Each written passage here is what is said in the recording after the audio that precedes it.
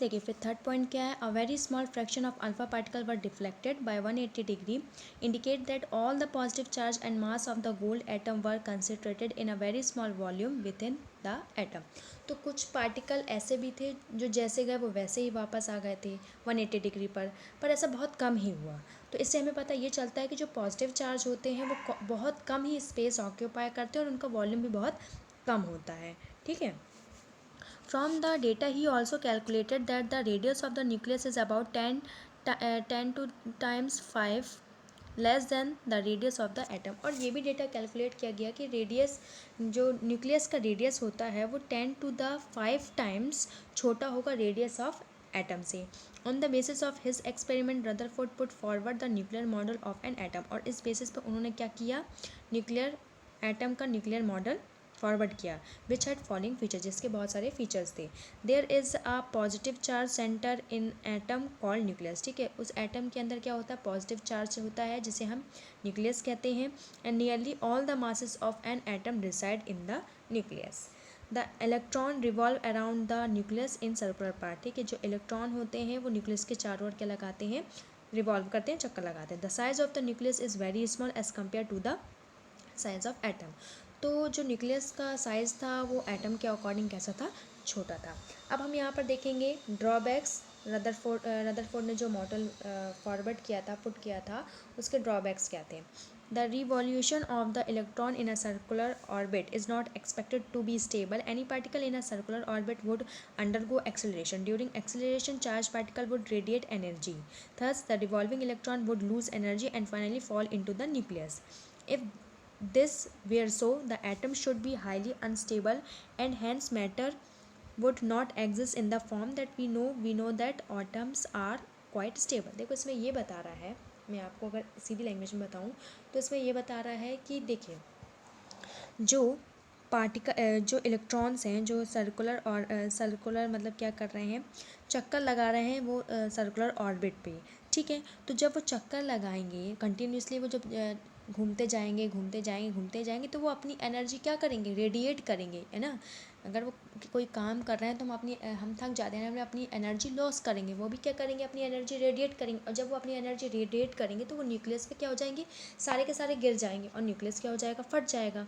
और लेकिन हमको ये भी पता है कि एटम्स क्या होते हैं, क्वाइट स्टेबल होते हैं। तो उनके एक्सपेरिमेंट में एक ये भी कमी आई। अब इस कमी को दूर करने के लिए हमने क्या पढ़ा, बोर्स मॉडल। ठीक है, तो बोर्स मॉडल क्या कहते हैं, अब हम इनको देखते हैं।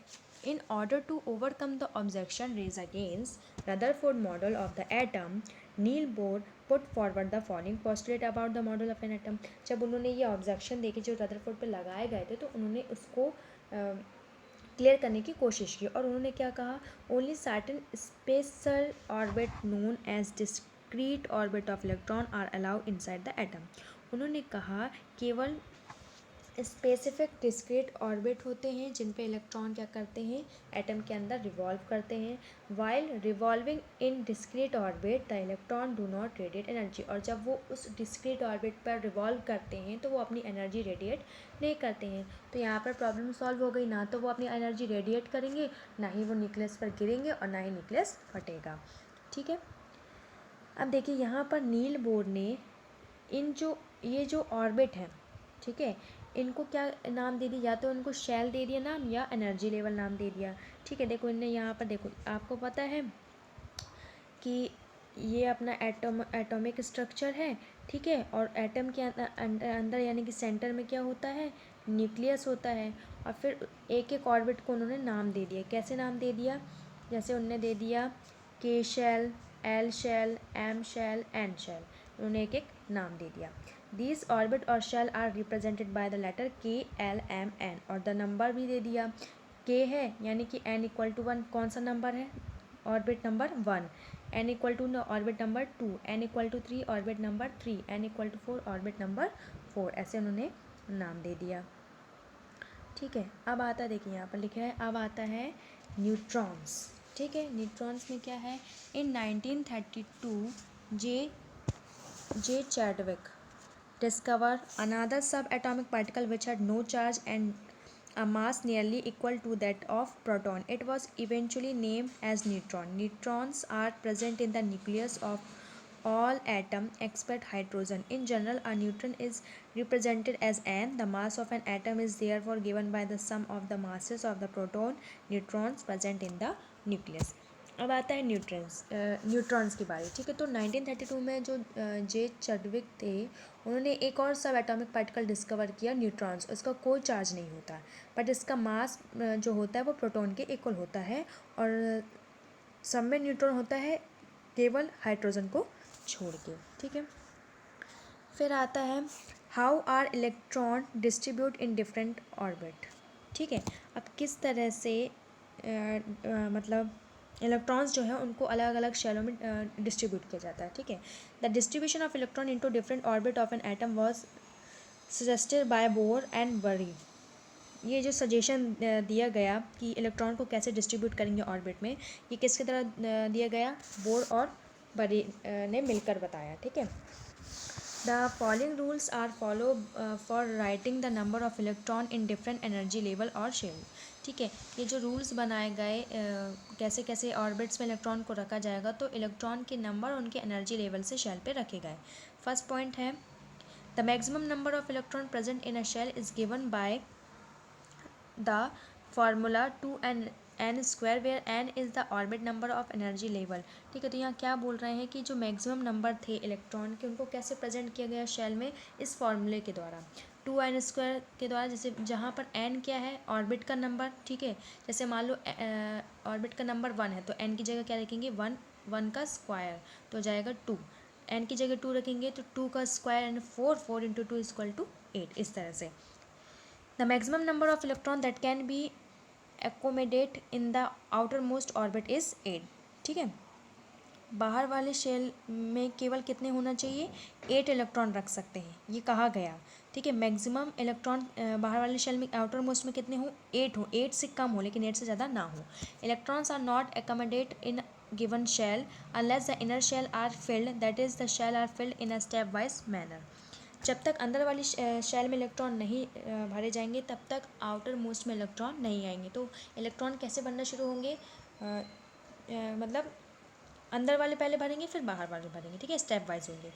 Atomic structure of the first 18 element is show schematically in figure 4.4। यहाँ पर आपको बहुत सारे एटॉमिक स्ट्रक्चर दिए गए हैं, किस तरह से, जैसे हाइड्रोजन दिया गया है, तो हाइड्रोजन में देखिए, हाइड्रोजन में कैसा दिया गया है कि उसमें एक ही वो है ना, एक ही इलेक्ट्रॉन है ना। तो इस तरह से आपको एटम बताए गए हैं कि इसमें है कि हाइड्रोजन में कितने हैं। लिथियम में देखिए, लिथियम में फर्स्ट में 2 हैं और आउटर मोस्ट 1 में है। फिर देखिए बोरोन भी दिया है, कार्बन। तो इस तरह से आपको सारे दिए गए हैं, ठीक है, एलिमेंट एटम स्ट्रक्चर के, और इसमें कैसे कैसे इलेक्ट्रॉन्स को रखा गया है। देखिए हाइड्रोजन में एक है तो एक ही रखा गया है ना, इसी तरह से रखा गया है। अब यहाँ आता है आपका 4.4 valency. We have learn how the electron in an atom are arrange in different shell orbit. मतलब अपने ये पढ़ लिया कि एटम में किस तरह अपन शेल और ऑर्बिट को अरेंज करते हैं।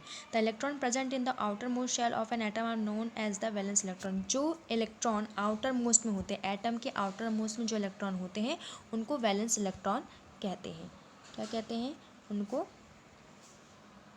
वैलेंस इलेक्ट्रॉन कहते हैं, ठीक है, जो क्या होते हैं, एटम के आउटर मोस्ट में होते हैं। From the Bohr Bury scheme we also know that the outermost shell of an atom can accommodate a maximum of 8 electron, ठीक है। It was observed that the atom of element having a completely filled outermost shell show little chemical activity. In other words, their combining capacity or valency is 0. Of these inert element, the helium atom has, देखिए यहाँ पर क्या बता रहा है, यहाँ पर दिया है the helium atom has 2 electron in its outermost shell and all other element have atom with 8 electron in the outermost shell। इसमें देखिए क्या बताया है। पहले तो सबसे पहले यहाँ पर टेबल में सभी एटम दिए हैं, ये जो टेबल है इनमें सभी एटम दिए हुए हैं, ठीक है।